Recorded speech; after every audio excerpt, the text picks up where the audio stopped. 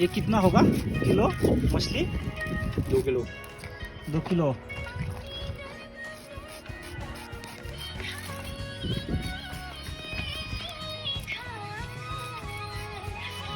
खाना है मछली। मछली कौन खाओगी?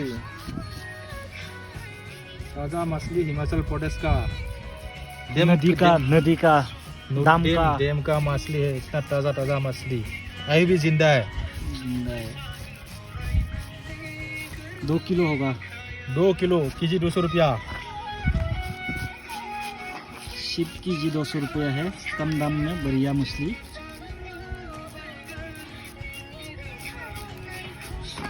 और सामने कितना मिलेगा? बहुत मिलेगा। 600 रुपया केजी।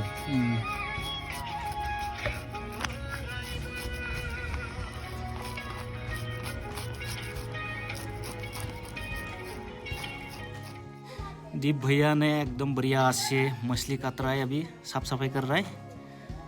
बढ़िया से बना के खाएंगे हम दोनों।